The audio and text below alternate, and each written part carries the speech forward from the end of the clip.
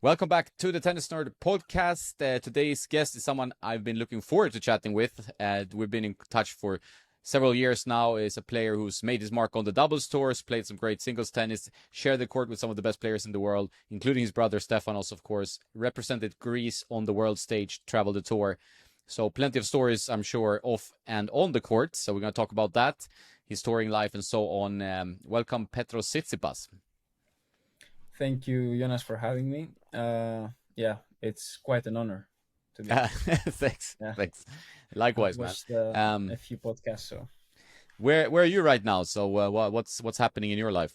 So I'm currently competing. I just arrived to to our Crete island. It's a Greek island in the south part of Greece. We currently have two challengers coming up, two ATP Challenger events. The lower kind of so challenges come into four different categories. You start from the 50s, 75s, hundreds, and then you move to 125s. We have the lowest kind of degree here. We're playing 50s, so yeah, we have two in a row, which is nice. We actually haven't had in Greece for quite a long time challenger events, so it's very nice to have them and to be able to compete and make points. So yeah, it's been my second day here in the island, and tomorrow qualifying starts. I'm gonna be competing in the main draw in singles, and I'm gonna be also playing doubles with my younger brother Pavlos. I don't know if you have met him in the I have past. not met him, I think, but it's crazy. You're a tennis family. Like everyone in your family plays tennis. Yeah, we're a tennis family, and all the boys play tennis, so Yeah, it's it's nice. crazy. And your mother was a tennis player as well, right? So Yeah, she used to be a quite successful tennis player, I would say. She used to compete for Soviet Union, and back in the days, Soviet Union was a very restrictive country in terms of traveling and playing tournaments. So they actually didn't allow her to play a lot of tournaments at that time, and she just managed to crack, I think, the top 100 or something, and then she stopped quite early on her career. But yeah, she was a very good tennis player from what I've heard from other people.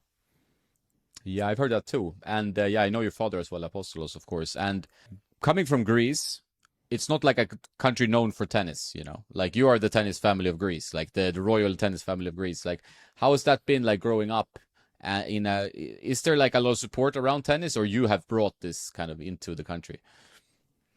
To be honest with you, um, I feel like yes, Steph grew tennis big in Greece, and he, of course, he brought it to a different level. But big part of it was Maria Sakkari, and she was the one that started, having amazing results and um, bringing people closer to tennis in Greece. And of course, my brother followed after, and he was also inspired by her in a way. He has said it sometimes before in interviews. So yeah, I feel like Maria started a little bit the hype, and then Steph came up, and yeah, they both have achieved incredible things on court, and of course they're very very good personalities both, in my opinion. And yeah, it's just wonderful to also have some kind of involvement in that throughout my doubles career so far. And having the chance to represent Greece in the Olympic Games was probably my biggest achievement personally, which I'm very proud of. And yeah, yeah, it's been great for Greek tennis, and I think many more great things are going to come in the future. We have also a young player. I don't know if you've heard of him, Rafael Pagonis. Yeah, I heard of him He actually. Yeah. played, yeah, he played the final of Wimbledon in juniors under 14, and I've been watching some highlights. He's so talented. I think he's gonna be probably the next big thing, which is nice to see that players are coming up. So yeah, we're very blessed at the moment with Greek tennis, and I think many great things are gonna come along the way. Yeah, and it's nice to have like smaller countries or countries that are not traditionally linked to tennis do well in tennis. And I really hope for you guys as well that Greece develops more and more strong players, which I think there's a high likelihood. You know, like Zachary, the Tsitsipas clan. You know, you're all doing a good job. So how's playing? Like you have two brothers now. You're playing doubles with Pavlos here. How different is it like playing with Stefanos and then playing with Pavlos? Like, how do you tackle like what's the dynamic like with the brothers? Yeah. Um, so I have played with both of my brothers. Stefanos hasn't played with Pavlos yet, which will happen soon, eventually. Playing with Stefanos, of course, growing up, it was a huge inspiration for me. So I've kind of looked up to him in a way when we played together. And I would say the last year or two, because I was really into doubles and learning things that, doubles players kind of know and singles players don't really know so much. I was kind of guiding the team sometimes, which was a new feeling for me, and I'm actually glad because Stefanos was kind of listening to me sometimes, which is nice. But with Pavlos, it's also great to play with him. He's 5 years younger than me. He's still, he's still learning so much throughout the sport, and he he surprisingly doesn't enjoy doubles so much. But my goal is to make him enjoy it more because it's, in my opinion, it's super fun to play with your brother alongside the court. And yeah, I would say it's kind of, with Steph, it's more of a, he's the boss, and then with Pablos, I'm kind of the boss, which is nice. And yeah, all these things I've learned with Stefanos throughout the years playing doubles with him, I'm trying to kind of transfer to Pavlos, which which is the nicest feeling in the end of the day. Yeah, it's a nice way to kind of connect your family. Like you're getting something from your older brother, then you can bring it down to your younger brother. Like it's like like a family is supposed to work. Like that's really cool. Yeah, But it's exactly. as like you're would you call yourself a double specialist? Like you play both singles and doubles, like but you love doubles more or you have better results. What's your take there? So the last 3 years, 2021 until 2024, I was solely specialized in doubles. Um, Before that, I was a singles player. I was playing doubles as well, but my goal was to play singles. And in 2020, I had a big injury in my hamstring. I got the proximal tear after a Davis Cup tie, a deciding rubber actually against Jamaica. I had to play the last match there, and eventually I won the match, which was great because our team advanced to the next group, and that was the goal. But a day later, I woke up and my hamstring was in big pain. So I went to do checkups, MRIs, and stuff, and in the end, I had like a tear, which kind of, I was very devastated at that time because I was playing good tennis. I feel like, and I had to stay out for 3-4 months. And on the process of getting back, I kind of rushed it a bit. I started earlier than I'm supposed to, and my singles results were not great, but my results were almost winning every week, if that was futures or challenger matches. And then at one point, my both rankings, they were like equal. From equal, they went here. So my doubles was almost top 200, and then singles was out of, let's say, 800 or 900. And then I had this picture in my head. I'm like, okay, I'm 200 in doubles now.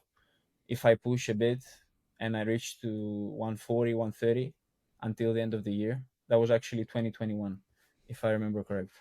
I can I can potentially play Australian Open main draw with my brother Stefanos. And yeah, since my hamstring was not getting any better, and you know how singles is with a lot of movement involved and stuff. In doubles, I was actually fine. I was not feeling it so much because doubles is less intense, and it's more like a chess game. so you can compensate even if you have pain with your body. And I was doing that. I put myself fully into achieving that goal of reaching 120 or 130 in doubles, and I actually did. I ended the year in around 130. We played our first direct entry into a slam, which was Australian Open, and then following up to that, we won more matches, and then the ultimate goal was Olympic Games. For me, that was a childhood dream, come true.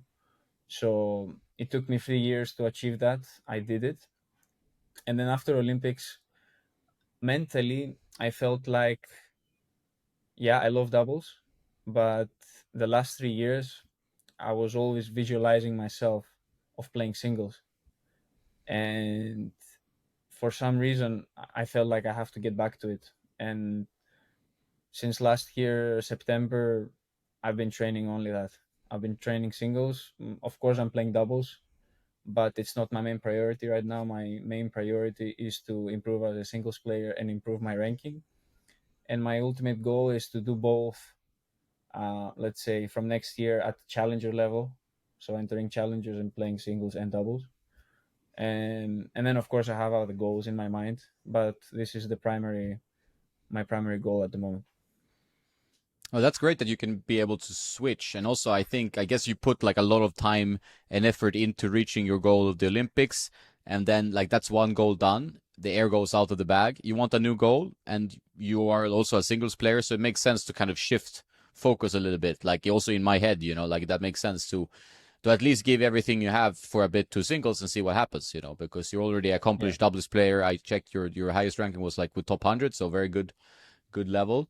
And you obviously know doubles very very well. You spoke of it as a chess game, and I also see that. I mean, being an old chess player, of course, but it's like it's really is a chess game. Like it's completely different dynamics and geometry of the court and how you play and move in doubles than in singles. So your brain has to compute differently. When you were focusing on doubles, like, do you feel like you learned like do you feel like the doubles has changed a bit over the last 5-10 years? Do you feel like it's the same it's always been, or what's like a main skill for you, like to become a good doubles player? That's a very good question. Um, I feel like doubles has changed a lot the last 5 to 6 years, I would say, due to the courts becoming slower and the balls as well. And back in the days, I've been watching also highlights on YouTube. They were playing so much serve and volley, and the first volley, if it was a really good one and punchy one, it would like skid off the court, and then the opponents were always in defense. So you were basically playing to dominate the net. That was the main goal. Now it's, I would say, serving and volleying is not so important anymore. You see more guys trying to play from the back. And I would say the biggest difference now compared to back then is a different kind of net game approach. It's called closing. Closing means that the receivers, no, the server's partner position is probably one of the most important aspects right now. So it's the guy that's at the net while their partner is serving. What this guy is doing, how quickly he can react to the return, and how quickly he can close off the volleys and cut off the angles.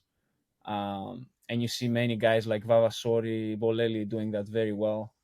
Um, all the top guys, I would say. Also, Heliovara and Patton.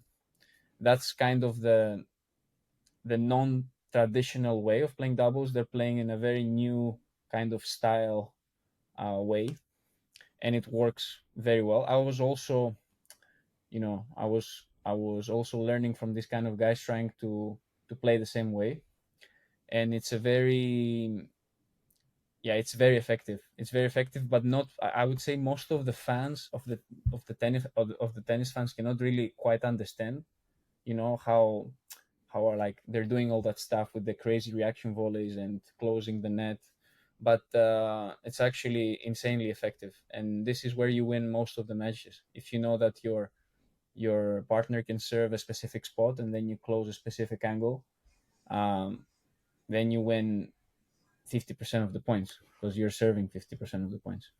So it's kind of like that at the moment. In this way, it has changed, and yeah, most of the guys, they don't really serve in volley anymore, because also the chip lob as a return is more advanced and is better used. So yeah, I think doubles is super exciting. It's just that ATP has to bring a new way to promote it. They need to rebrand the product, I would say. They're trying to do that, especially the doubles players. They created like a community, and they're trying to change it in a positive way. And I'm part of that community, let's say. And it's very nice to see, because I think doubles actually deserves a bit more hype than it does at the moment. Yeah, I agree. I think it's a shame because they're like when you watch doubles, it can be super entertaining, especially if they have a slightly longer rallies. You need to be have excellent reflexes and a great tennis game to play doubles at the highest level. Like everyone can tell. Like just, I mean, I discussed this with my buddy Henrik. Like we were watching doubles at the Swedish Open, and just that angle, like of just touching the ball and then just killing the point, kind of. That's for like a regular amateur player that looks dangerous because you're going to get the ball in the face. You're not going to have time to Exactly. react. Like so, you need to be a bit crazy and you need to have the perfect reactions, right? And be able to read like. So it's a specific skill game in itself, and I don't know exactly how they can rebrand it, but I think they for sure doubles needs more love, and they're trying, but I think they need to go a little bit heavier, with like maybe money or give better TV hours or find some formats that are maybe a bit more exciting. Yeah, Uh, 100%. I agree with you. I mean, the biggest difference in comparison to like, let's say 10 years ago, the teams, they don't stick as much as they used to. Um, and that's because teams get much easier exposed nowadays. So you see guys, playing for 2 years and then changing teams and changing partners, and that's normal. That's kind of the new process. So for ATP, in that way, it's a bit tough to market it, because it's much easier to market teams that are gonna stay for 5 years long rather than staying for 1 year long. And that part also has to play some kind of role, let's say. But yeah, I love watching doubles. The moment you understand how doubles work, it's probably it's probably one of the most entertaining things to watch, in my opinion. Yeah, I think so. And I think if you can get some maybe singles players to play more doubles, like I think it can also help like boost because people know the person already and then you kind of broaden the interest. But I 100% agree. Like if you change teams every 2 years, because like, okay, they figured us out. We have these skills and we're getting beaten up now because they figured out what to do against this guy and this guy's combo. It's tougher to build like the Brian Bros brand, like you're saying here, oh, it's the Sitsi Bros or the Brian Bros or whatever. You want to have like a little bit of a marketing brand around it. That would be cool. Like this team from like, especially if they play for the same country, it's even better, I would say, probably. But it's tougher than to maybe make it work practically, right? 100%. It's exactly how you said. Yeah, I hope that they find a way, and they kind of formulate it. But yeah, ATP definitely needs to put a bit more effort in that. So yeah, let's see what happens the next years. It's gonna be interesting. Yeah. So now you're playing a challenger, singles challenger. So how is your preparation like? Like how what is your day like to prepare for this? Because it's like I mean, challenger level is high level tennis. One thing I would like to comment on, like, is it time to kind of get rid of challenger and just call it an ATP 50? Why is it called challenger? Yeah. I guess it's called challenger because a typical challenger player doesn't really make a living in that regard. So it's a different tour Yeah, maybe in that's why that they. sense. Yeah, but my typical day starts in the morning always. I wake up early. Um, I'm kind of a practice freak, I would say. So that's a bit. It's a bit dangerous sometimes for me to be on the court for too long. But today I practiced for like 3 hours, I would say, because it's the still the second day, and I'm trying to get used to the conditions, to the balls, to the feeling, of my racket, tension, stuff like that. And yeah, I've hit for 3 hours today. I've done 1 hour of conditioning, and yeah, I mean it's a dedication. It's a daily dedication to to make sure you're gonna prepare the right way before you play your first match. And of course, it it depends also. If you play in conditions that you don't like so much and you want to get used to more, and then you're gonna hit more. That's my opinion. At least that's what I do. Yeah, we're just trying to basically practice as much as possible without going over the top before playing our first match. That's the idea. So that's been a thing for you in the past, that you want to be so prepared, or you like being on the court so much that you kind of overdo it and burn out a little bit of energy before like a match or something. Yeah, not lately. Like the last 2 3 years, I'm much better with this, managing my energy levels. But when I was younger, that was the biggest reason I think I got injured. Actually, was that I was doing way too much. I was bringing way too much intensity for too long, I would say, in my practice sessions, which is something that many players don't actually think about. Many players think that, okay, I need to really work hard every day, like 4 or 5 hours, give it my all. Yes, you have to work hard, but you there's like a limit. You have to also trust your body, hear your body, know what it's capable of, and how much you can actually give. Because it's really easy to go overboard, and then you're getting injured and you're not even playing the tournament. That's actually something that shouldn't happen. No, I think like it's also we have only so much energy, right? And so the body will break down at some point. So I think it's easier when you mature to kind of make that decision. Like the breaking points. Like okay, if I do these courts are new, I don't like a fast hard court or whatever the reason is. You need a bit more time, but then not like overdo it in the heat, because now I guess in Crete, like here in Spain, it's gonna be very hot conditions. Yeah. And what are the courts like? Are they fast hard courts or? So in Crete, actually, the course here are actually quite slow and bouncy because they're new, and the surface is kind of soft. It's not your typical green set or plexipave. It's actually not. I don't remember the name of the material used in these hard courts here, but it's a bit soft and a bit rubbery kind of feeling. So the ball bounces through the court. It doesn't really skid, and it kind of stops. So I would say that here the conditions really suit players that either can really rip the ball because it's gonna bounce high and stop, so you have to generate, or guys that can stay in the point and in the rally really long, and just out I don't know, outfit the opponent in a way. So yeah, we Greeks, we like, I would say, slower courts. Most of Greek players grew up on clay. Um, so I'm actually more of a kind of I'm more of a fast hardcourt enthusiast. I've played probably my best singles tennis in faster hardcourts. But I feel like nowadays everything is slower. So if you want to be highly ranked and you want to do well, you need to be able to play good in slower conditions. That's my opinion, at least. I think only Cincinnati and a few, maybe US Open as well, and in Shanghai the courts are more faster than usual nowadays. The rest is considerably slow. Do you think that like the balls have changed as well? Like the slow courts and slow balls feels like a strange combo or not a great combo. What's your feeling around that?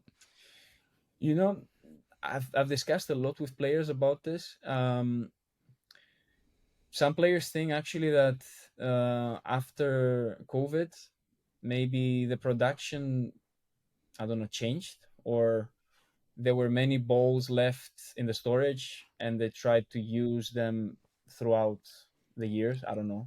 Some players think it's this.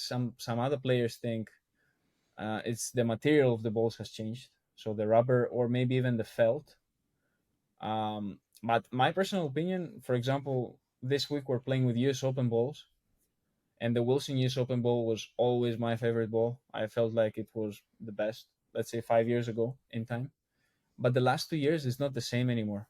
In my opinion, it's a completely different ball. and it's almost that it's almost different every time you get a can. Like some cans feel more lively, and then some others feel less lively. So it's weird. I mean, some brands are, I don't know what they have changed, but for example, Wilson, I trust Wilson because their Wilson Roland Garros ball is unbelievable in my opinion. It's probably one of the best balls I played with. So I'm not sure if it's the quality of the US Open or something else, but you see it also with head. For example, we used head here the last 2 years before we switched to the Wilson US Open, and I feel like the head tour is also kind of inconsistent. So there's definitely been some kind of change, but I'm not 100% sure what. Maybe you need to run some tests, you know? Yeah, You're I the think so. specialist in that. It's funny, like, because I what you've said is exactly what I experience as well. Like I feel like there's the balls maybe don't last as long. That's one kind of overall thing. But I think overall the consistency is the issue. Like you pick one can, like I play US Open as well. My favorite is also the RG ball. Like that's my current favorite. Like Wilson RG is very good, pretty consistent, I would say.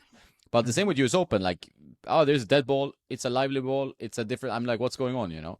Tour Yeah. XT also changed. I thought that was usually quite durable, but now like it's 40 minutes, it's unplayable, you know. It's not. It gets I, really puffy. yeah, it's really fluffy. It's like afro after like such a short time. So yeah, you have to do some digging in this, but like something has changed for sure because like everybody's memory cannot be completely wrong, you know. That's a No, bit strange, you know. no, everybody's complaining. I mean, I've never heard players analyze and talk and discuss so much about conditions, balls, and yeah, I think there's something going on for sure. But yeah, I cannot tell 100%. No, I'm no, not me an neither. expert. Do you think that also like relates to gear that players now like are more? I mean, I get a lot more like people asking me from the pro tour about gear because they're like, how do I deal with the balls? How do I deal with the courts? But they're also maybe more aware. Do players like you talk more about gear overall when you travel around on the tour? You feel? Yeah, the older I've gotten, the more I realize that most players obsess with it. Like it's crazy.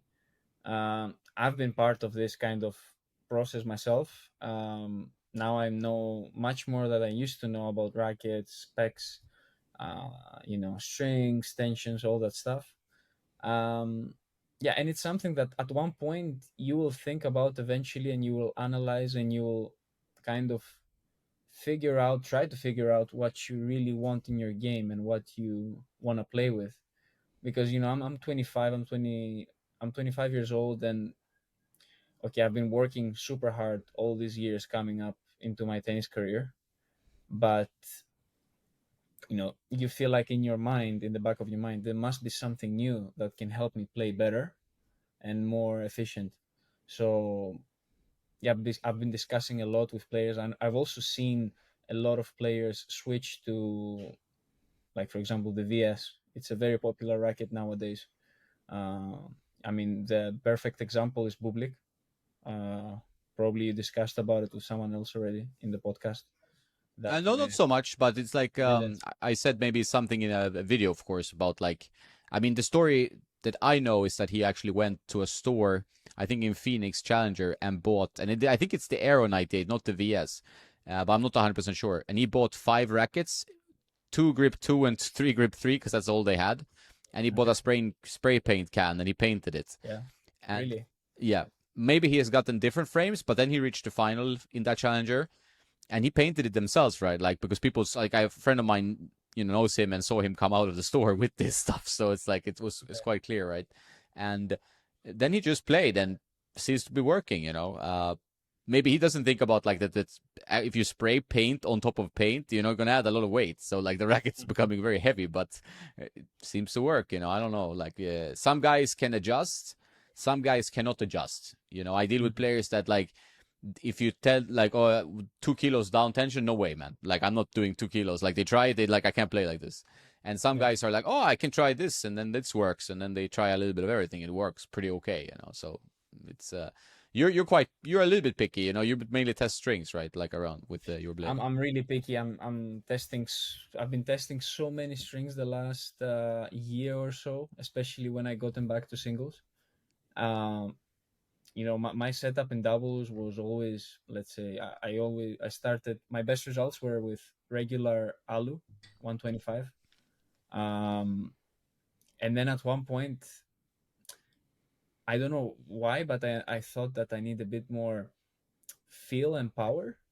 So, and actually, I got recommended by it. No, no, no. I will tell you the real story. So, I got, I got, I got a surgery in my abdominal. I had the small thing you need to take off.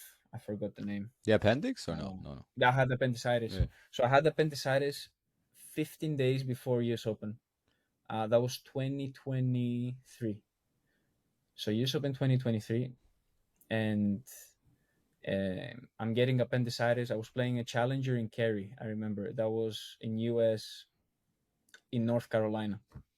Um, and I remember I went to the hospital. It was not a great situation. I got the surgery, all that stuff, and then 15 days before US Open. And in my mind, I'm like, okay, I'm not gonna play US Open, no chance. Like it's impossible.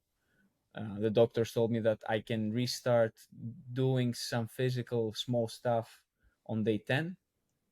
So in my mind, it was out. And I got in with Stefanos. We got in a direct entry, so um, I knew that eventually I'm gonna pull out, most probably. And then 10 days pass. My feeling gets better and better. I had actually quite a quick recovery, I feel like. And then I remember me and my brother, we arrived on site, and I don't know, something clicked into my mind. I was like, you know what? I'm gonna try to play and just hit a few balls.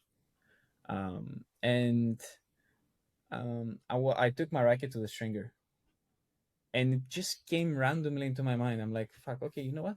I'm gonna try natural gut in the mains and 4G on the crosses, because I know natural gut is a super powerful string, and 4G is a very stiff string, so maybe the combination will be nice, and it's gonna be also kind of easy for my abdominals as a first hit. And I did that. I went to the court. I started hitting balls, and the feeling was unbelievable. Like that was my first experience with natural gut, and I felt like, wow, this is something really nice. Of course, I was not hitting the ball because of my abdominals, but the feeling was really nice.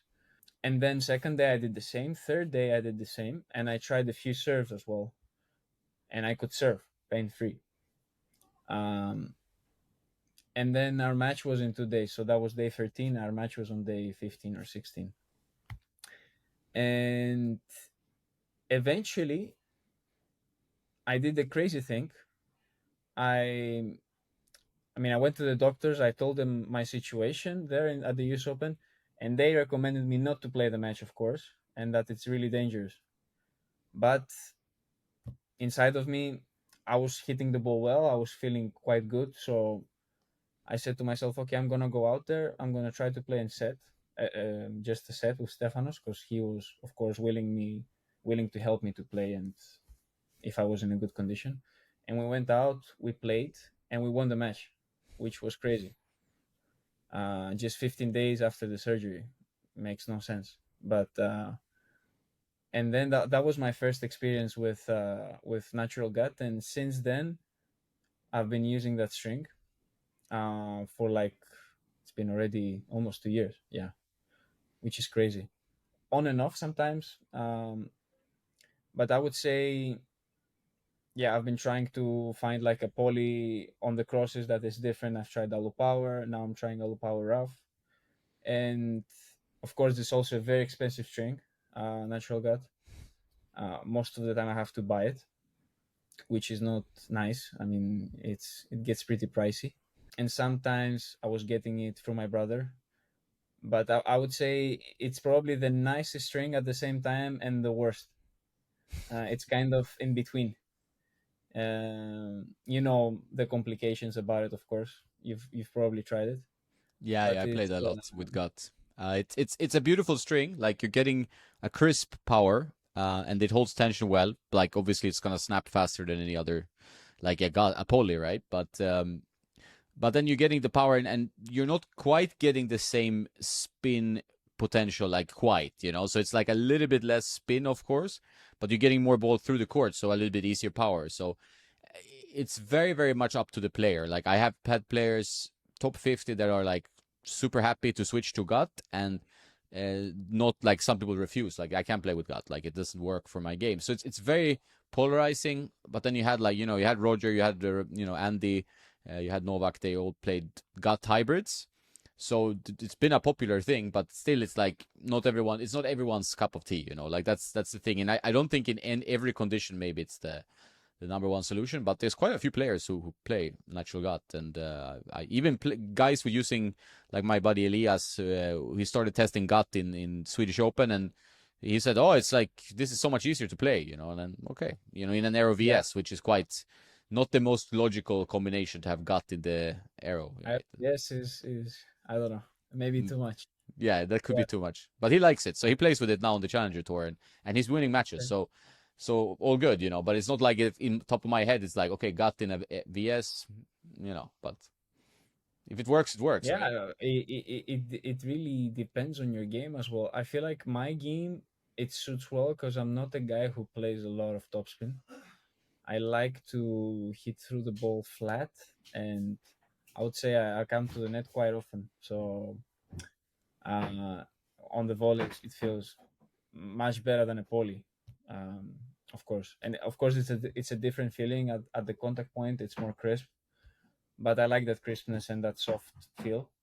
So yeah, I mean, the thing that I have discovered with gut is that it's not easy to string it properly. And when I'm traveling, of course, I'm playing tournaments almost every week. The feel kind of changes, maybe sometimes a bit too much, depending on the stringer that strings it. So that's the only issue.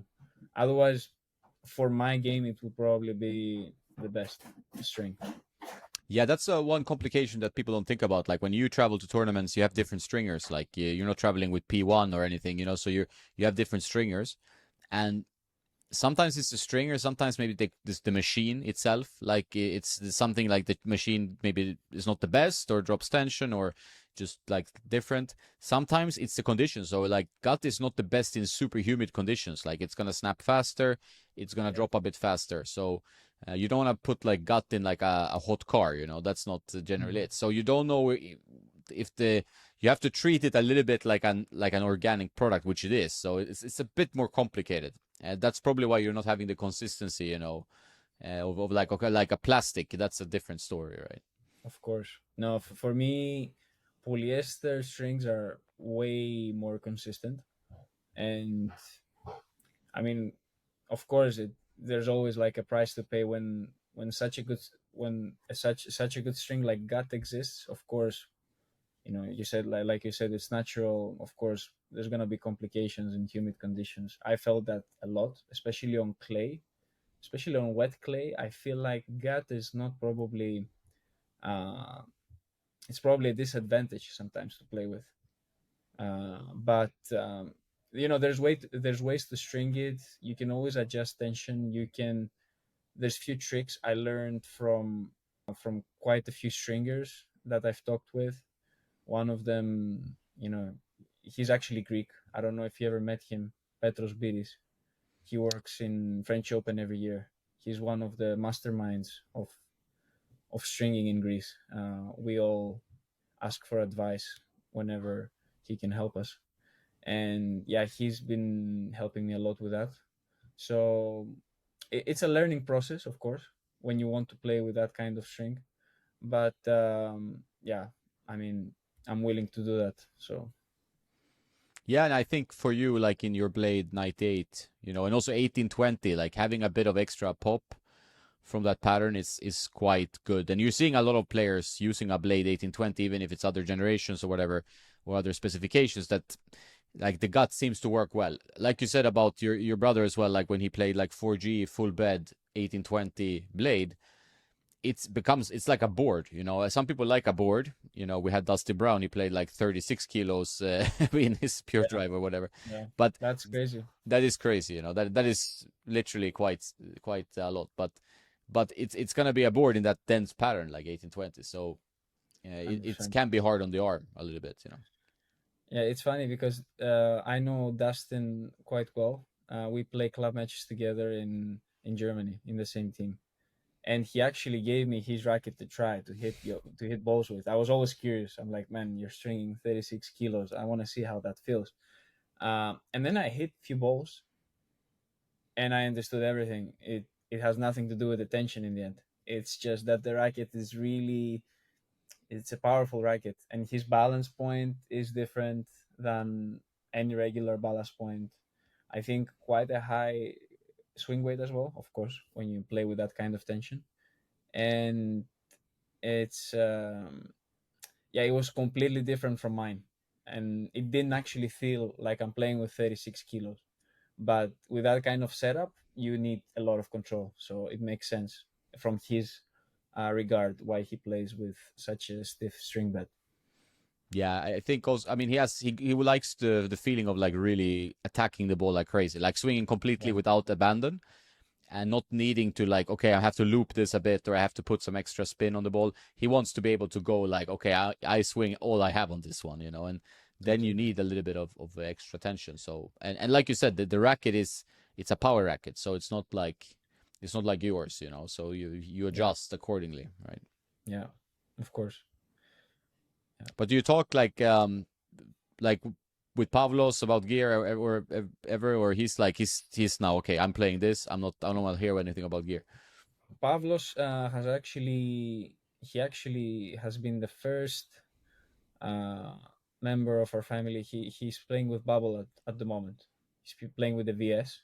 He made the switch by himself, which was quite surprising. I was not expecting it. He was also playing with the Blade 1820, but I feel like because he's still young and he sees a lot of Alcaraz videos, he wanted to try it out, and he's been playing with it since then. He improved his game quite a lot. I think it's much easier racket to play with, I would say. But of course, in the end of the day, in my opinion, it can also be in the mind a little bit, because he was playing some really good tennis with the blade as well. It's just that mentally he felt like he needed to change, and he did it, and he quite likes it. So that's the most important thing. If he likes with what he's playing, yeah, it's the end of the story. Yeah, I think like having gear too much in your head is bad. Like I think like what you put around like adjusting strings a little bit, it's still within your ballpark. Like you're really used to your blade, so you know what it does. You know like what it does with the gut on the crosses or the gut on the mains or full bed of alu power, for example.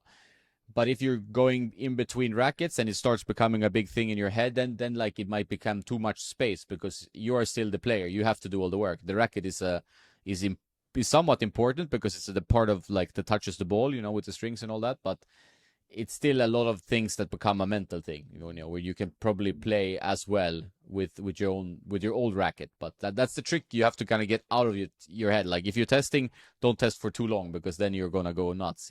It's too many options. Yeah, for sure. I'm actually curious to see how you testing every day all this different stuff, all these different rackets, the strings. But yeah, there's always a place and a time for that. Um, I would say that the time that a tennis player can really try things out is the preseason, which is from November till late December, unless you're still playing tournaments in November, of course. It's like a month of, of your time that you can do it. It doesn't sound a lot, but you know this is the timeline. Um, and Steph was also trying a lot of rackets and different kind of strings in preseason. Um, and it's not easy mentally to commit yourself staking into something that you tried and you like, even if you like it and you go out on the tennis court and you play a match, with the nerves, with the tension. Let's say it's a deuce point or 6-0 in the third set. and then automatically your brain uh, needs something familiar. So that's the tricky part. You need to let go and to kind of say to yourself, okay, I'm playing with something new. Probably the first month or two results are not going to be great, but I'm actually liking with what I'm playing. And the ego part of the player can actually sometimes not agree with that kind of situation, and they all end up playing with what they used to play like before. They don't really switch. So that's something I also learned throughout the years, that you need to give time to something when you're trying it. It's very important. Yeah, amen. Like it's one of the things that hurts a tennis player because it's so connected to the ego. Like you said, it's like losing a match sucks. Like and losing two in a row sucks. Losing three in a row sucks even more. And then you start like having doubts about everything you do. It's like the racket, the strings, what you eat, your girlfriend, whatever. Like everything is doubts then. So it's like it's so connected, and you need to have that time of like getting it into your muscle memory, and that is the tricky part. So you can have a great first week, do a great tournament, and then you have 3 bad weeks with a new racket, and then you're like, okay, I'm not gonna play with this. It's like I had 3 bad weeks. It's the racket's fault. While maybe you actually, okay, if you kept on for 3 more weeks, maybe you do have a new level, like, or you're like, okay, now I'm done. My body has adjusted. I know Yeah, that if I have to play a passing shot at juice point in the fifth set, I'm gonna make it. Like I'm gonna make the shot. But without that security in the beginning, it's gonna be hard. I mean, mentally really tough. Like to accept that it's maybe me, it's maybe the racket. I don't know, but I have to accept, that this is the situation. exactly. Yeah, it's a process, and when you first try things out, it's always on your mind, and yeah, you just need to get better with it. You're completely right. Yeah, I think so. So when you're in a tournament mode now, like what do you eat? How like are you Novak Djokovic style, or are you more like I can eat whatever. I'm working out like 5 hours a day, so Yeah, Novak Djokovic style, not so easy, especially in Challenger Tour. no, I Uh, don't think so. yeah, we don't really have the catering company traveling with us. I mean, Novak actually had the catering company in Dubai when he played the 500. I remember the Yeah, yeah, food, yeah, yeah. I do the know. food Like on he site. lives here, so Yeah, I do know what he's yeah, doing. So. you know what I'm talking about. Yeah. So no, I'm trying to eat as healthy as possible, of course. During tournaments, it's also like it's kind of a routine for me. If I eat something unhealthy before, one day before a match or 2 days before a match, it really stays in my mind, that I'm not doing something right. So I'm avoiding it, and I'm trying to eat as healthy as possible. And I prioritize carbohydrate. Let's say not so much protein before matches. I feel like carb loading is something that a lot of players don't pay attention to, and it's the best way to get you know easy energy um, before your matches. But besides that, all the regular stuff: drink electrolytes, hydrate well, sleep well. Sleep is actually one of the most important things, I think, for an athlete. Um, if you can manage to have a good night's sleep consistently, it can help a lot with your mental performance as well. This is another part that is super important. And yeah, keeping it as simple as possible, and probably 1 or 2 days before the match, just be clear with the mind and not overthink, because overthinking is also sometimes a player's worst enemy. It can become, at least, yeah. Yeah, the more you are in your head, like the less you are on the court. That's usually what you say, right? So it's like you need to be mindful and be aware of your surroundings and be like super focused. It's interesting with the sleep, right? Because you're as a tennis player, it's a weird life. You're always in a new place. You're always in a new bed, pretty much, right? So you're unless maybe Novak he gets the bed, they fly with the bed, or no, I'm joking. But it's like so you're always in a new bed, and you have to get a good night's sleep in, and the conditions are different every time. Like how do you deal with that? Like how do you deal with travel? It's that's one difficult part, right? 100%.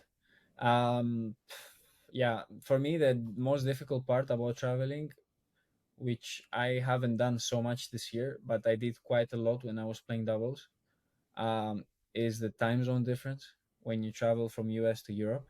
This is the worst. Getting acclimatized to the time zone sometimes, yeah, it's super tricky. But you learn through you learn through the way. The more you do it, the easier it becomes. Of course, for me, the most important thing about sleep is the pillow. Actually, I used to travel with my own pillow because I felt like I'm very picky with pillows. It's crazy. So I had my own pillow. Now I kind of stopped because it was almost an obsession and it took too much space in my travel bag. But I can imagine yeah, every player has their own kind of small things, you know. Um, yeah, my younger brother, for example, also takes some sleeping supplements the first night he arrives to a new place, and I've tried it once and it really helps. So yeah, with things evolving in that kind of sense, technology, all that stuff, it's even easier to kind of to manage it nowadays. How do you deal with like the mental side? Like, I mean, you obviously sleeping, eating, all this stuff, but do you have like some kind of routine, or do you journal? I know like a few players they like to journal or like write down points. They like to analyze every match. What's your take on like your mental state during a tournament? I do journal a lot during tournaments, especially before the match. I like to write a few things down, like key points or things that I've worked on, and I want to remind myself of doing that in the match and trusting it. I think it's actually a very helpful tool to journal. It really gets you into a more composed and how can I say, a more mindful place before you step on the court, and it kind of brings in confidence as well a little bit. So I definitely do that in my tournaments. Um, but yeah, my routines. I'm not really a picky person. I don't have like obsessions, let's say. I know some players do, but I don't. The only thing that I have to do before a match, which is really important, is to drink a cold coffee. That's something that puts me in the zone. But other than that, journaling, yeah, and coffee.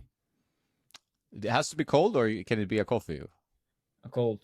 Cold, cold brew, Freddo or like espresso. Freddo espresso in Greece, it's called Freddo espresso. oh, It's that's nice. I like that. coffee. I've had that. Yeah, yeah, You probably had it in Greece. yeah, yeah. You've That's been to good. Greece a couple of times, right? Yeah, yeah, yeah. Yeah, I love it there. It's super nice. I also love that coffee, and I love like cold coffee in general, even cold brews. I like. I think it's I'm a coffee nut, you know. But it's also it's kind of having a ritual, right? Like it's partly the coffee, but it's also like the ritual. Like you're The putting ritual. yourself into a mode of okay, I'm about to do my work, and I try to do my best. I need to lock in, you know, and that's it's good to have For a sure. ritual, even if it's the smallest possible thing. You know, it doesn't have to be 60 steps or like Rafa Nadal has to touch all his body parts. You know, it can be something very small, but it's good. Yeah, yeah, yeah. No, not getting into the Rafa stuff. That's actually, I mean, I've worked with a lot of coaches, and one of them, I remember, he was always trying to put me into that perspective of having the rituals, like Rafa, for example. And it actually really helps during the match. Yeah, of course, you have certain things that you always do, and it's very important to come back into those things when, especially when tight moments come in the game. uh, this kind of rituals help your mind to be in a more focused and determined state, and it's definitely something that a lot of fans make fun about, especially about Rafa with the pants or Novak with the eyes like this. But it's a key point that um, provides a player to be in the moment and to be locked in, which is something super important um, in those key points, in those tight third set moments.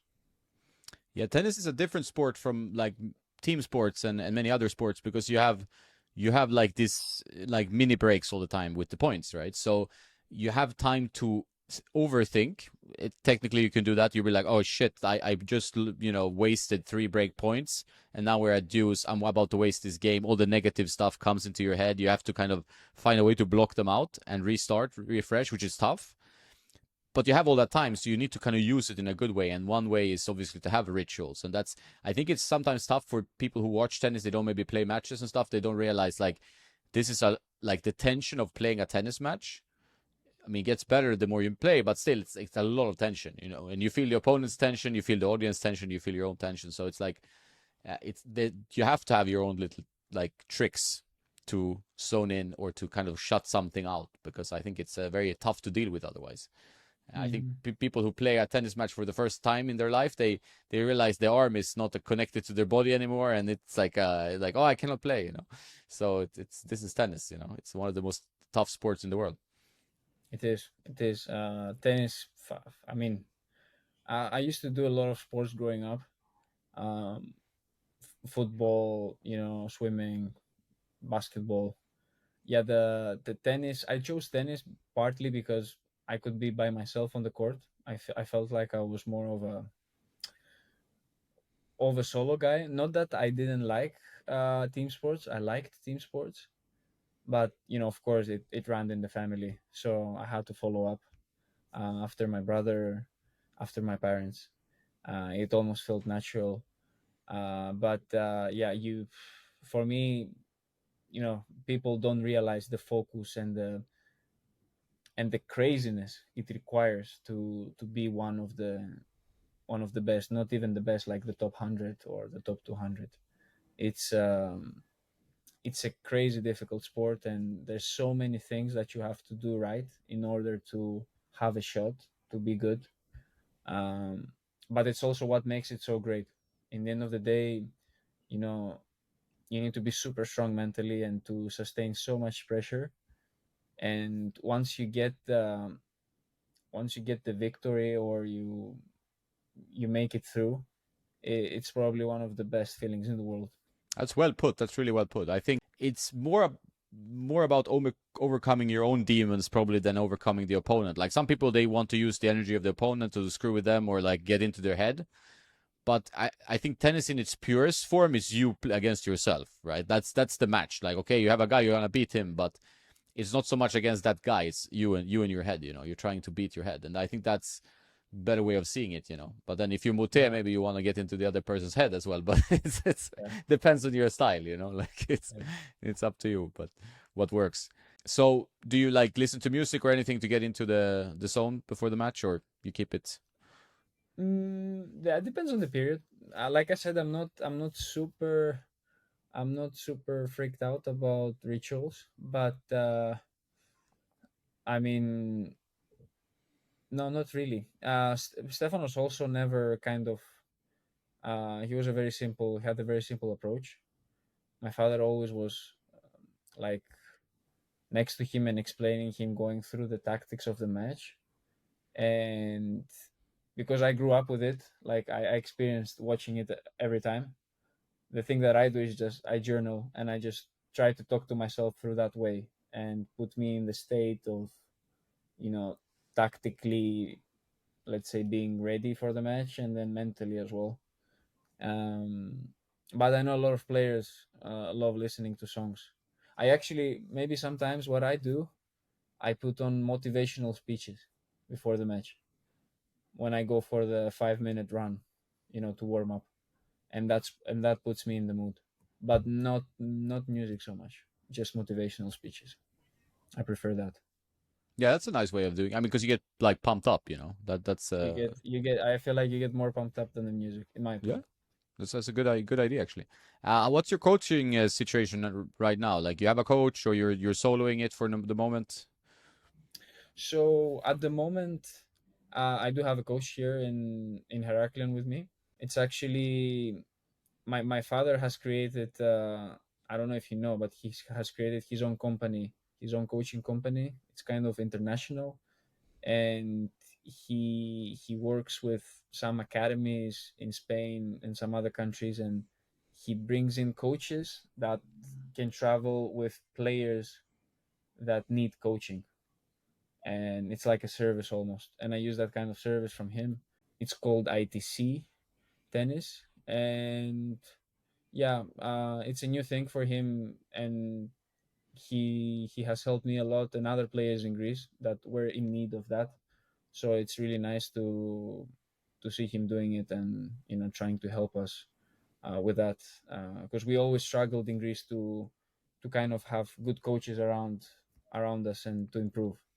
Because you just said in the beginning of the podcast, Greece was never a super evolved country in that regard, and it's nice to have it now.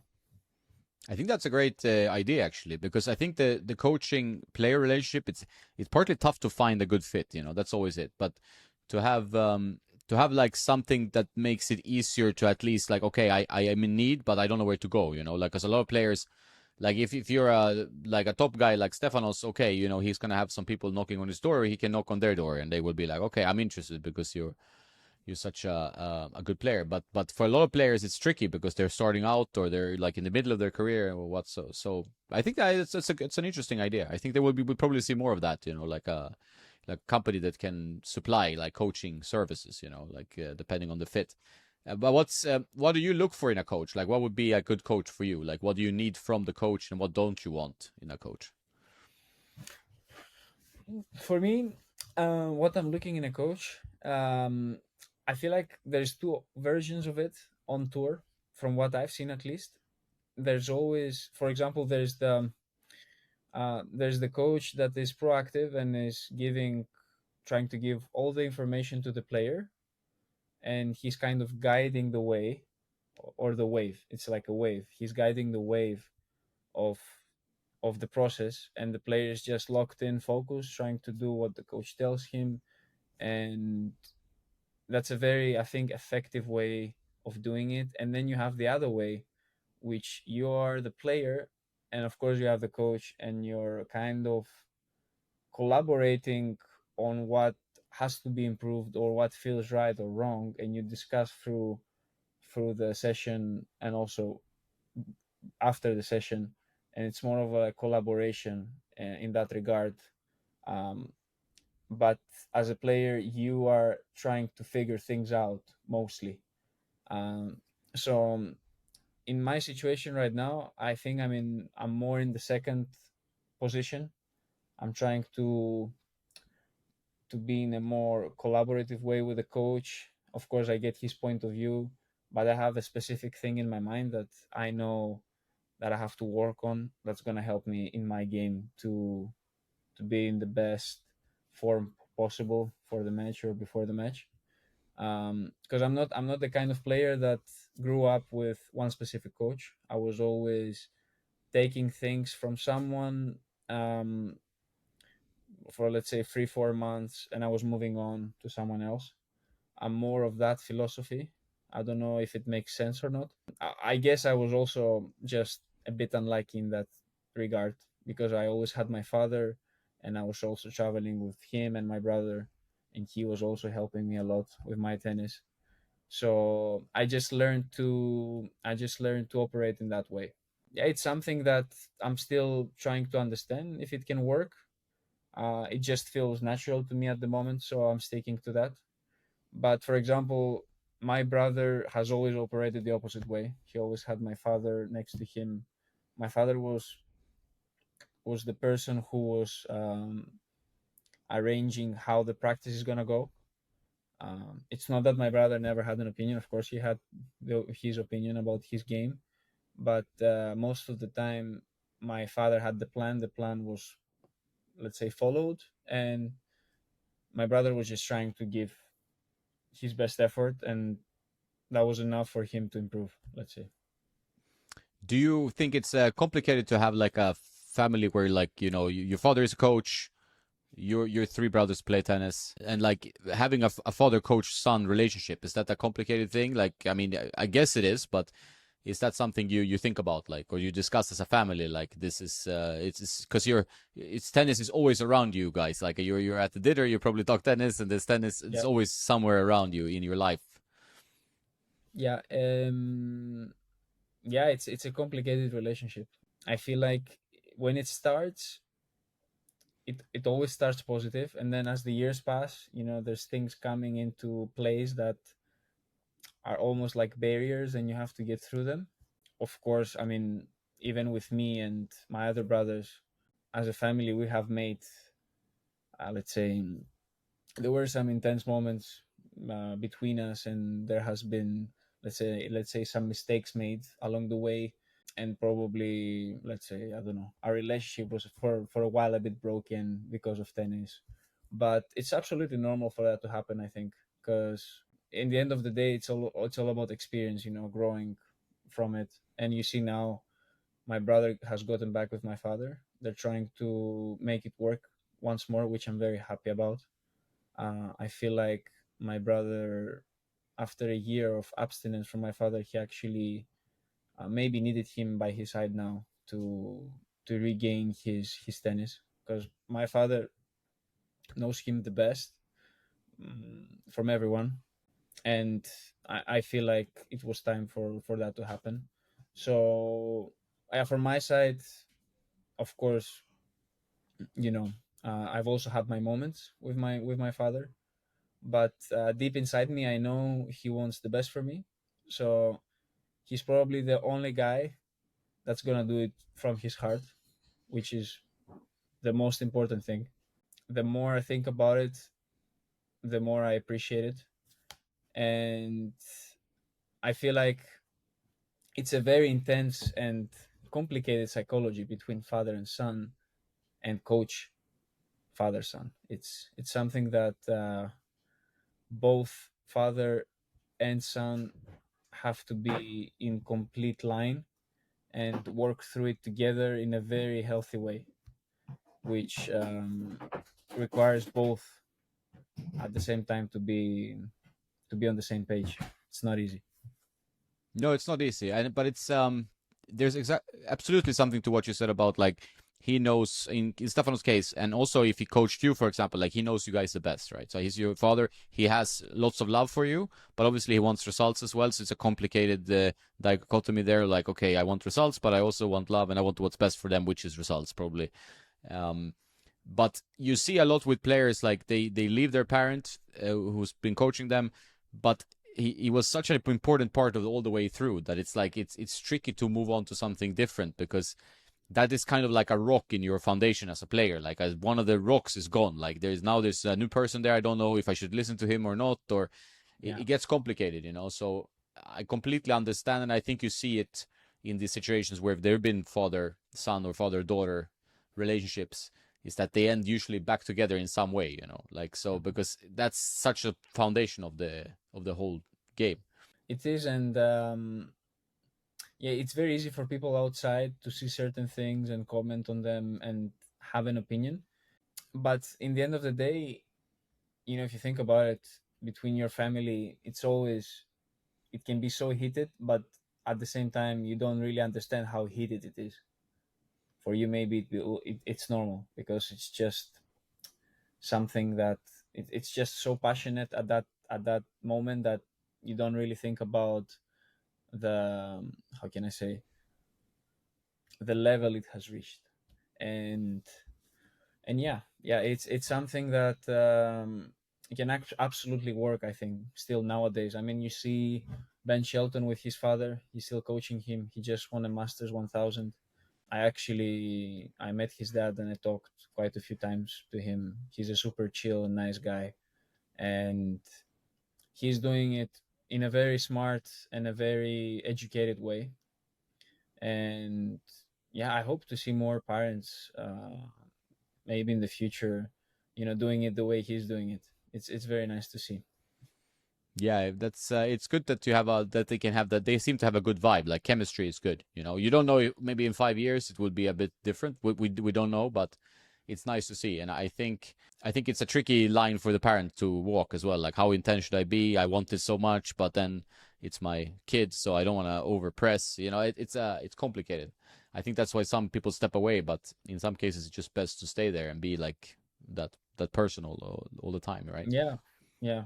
It depends on the feeling. But with Shelton's case, I think his father was always part of him, but not 100%. He played college tennis before in Florida State, and the father was the coach of the team. So, when you're the coach of the team, you're not going to give 100% to your kid all the time. And then the kid has to find his own way a little bit as well. So I think Shelton, on his own, he can, he's mature enough to understand how to win matches by himself. And then he has his father as a help at the same time in case, he needs it or he feels like it's needed, which is a good combination, I think. Yeah, it's like a nice background to have, or like that there's support in case you really need it, but you can also figure it out yourself. I think Yeah. that makes a lot of sense. When does the tournament starts for you now? Like, is it let's see, it's Saturday today, Monday, or is that your first day? Monday probably, yeah, probably doubles Monday, and then Tuesday or Wednesday singles. Yeah, that's the plan. So yeah, you're practicing every day trying to get ready. But it's great to get play a challenger. I mean, that's obviously a very high level tennis. Have you noticed that the level of tennis over your years as a pro player, like, has it increased? Like, I think my feeling is that it's tougher than ever to be a good tennis player because everybody's like the level is just increasing. What's your feeling? 100% it is much tougher. Every year it gets tougher, I feel like. Um, yeah, it's crazy. It's also, I think, one part is players understanding and realizing things that before were not realized. I don't know what exactly it is, but even at futures, like, you have certain players that are not even ranked and they can play crazy good tennis. And you're like, wow, this guy is unranked and he's playing qualies in the futures, but he's playing like a guy who's 300 in the world or 200 in the world. So the ball striking is very, I would say it's very similar throughout every level. And then the difference is mostly mental, mostly also confidence wise, how strong a player can withhold pressure throughout the whole match. That's the biggest difference. But the ball striking is at its highest ever, in my opinion. That's my take. I feel like every year it's gonna get better and better, and the fact that you see guys 300, 400 in the world playing such a good tennis and actually struggling to live from it makes you question, in a way, that okay, well, our sport is not in a good place in that regard because of that. Yeah. Yeah, what can be done about that? Because like it's one of the world's biggest sports still. It's pulling in a lot of money on like the top levels. Tournaments are making good money. I mean, I've been to several Grand Slams, like two Grand Slams this year and a bunch of other tournaments.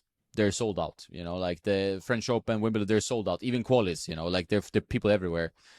Kids' Day in French Open was 23,000 because it's like open. So tennis has no problem pulling in people to watch. There's tennis is a very fascinating game to watch.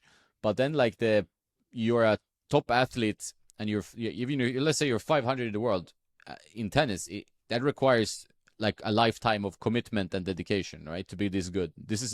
If you're 500 in football, you're laughing when you go to the bank. It's like a Yeah. good time, yeah. Yeah. But in tennis, it's I don't know. Like this seems like the money. It seems like it's going too much in one direction and not enough spread out, and it's something they really need to tackle because it's gonna be like that. People feel like, oh, I'm just 400, but you're like 400 is amazing. You should be able to make a living. You're 400 in the world, but then it's Yeah. just like you have to puzzle your life. You're self-employed. You're paying your travel. You have to pay your coach, pay the hotel. You have to go play some leagues that you don't want to play, and then you have to go back and you try to play like a challenger, and it's tricky. Yeah, it is. It is. I don't know what can be done. I mean, logistically, there has to be a way that maybe this can work for lower ranked players to get a better salary or to get more prize money from tournaments. But yeah, at the moment, I know that only if you're top 200 or maybe 220, you can have, let's say, a living from tennis. Other than that, it's not possible. And yeah, like you said, grinding it out every week, playing even more. club matches, stuff like that. In this way, you can make money, but through the ATP system, it's really it's not so functional. Even though the ATP has increased a lot the prize money in challengers the last I think 2 years, they're trying to make it work, to put more money into it. It's still not enough. The difference hasn't been so big, I would say. I mean, I know that the PTPA is also involved in this highly, and they're trying to push as much as possible, which is always it's nice to see. But not many actions have been taken lately about that regard. So I think it's gonna stay probably this way for another 2 3 years, and who knows how it's gonna evolve. Yeah, that's we'll see. We keep our eyes peeled because we love tennis and we want it to do best, and want players to be able to survive and compete, and be their best. Of course. So what's the rest of your year look like? You're playing these tournaments. You're gonna be traveling, doing more singles. Do you have a specific trying to work on something specific in your game, or you just wanted to give this a go with your singles and see how far it goes? Yeah, I will play as much as possible until the end of the year. Of course, I'm gonna have some weeks off in between, but not too many. I'm excited because it's almost summer's close to ending, and then indoor season starts, which is my favorite season. I love indoors. And then we're having some exciting things coming up. We're playing against Brazil, Davis Cup on September, to have a chance to qualify for the high stage in Davis Cup, which is nice, and we're looking forward to that. And then we also have a 250 event in Athens, first time in history, Wow. which is great. Yeah, we're super excited for that as well. It was supposed to happen in Belgrade, but ATP moved it to Athens. It was Novak is the tournament director of that tournament, so it's super nice that he chose our country to relocate the tournament, and that's gonna give opportunity to us players, play at a even bigger stage and compete.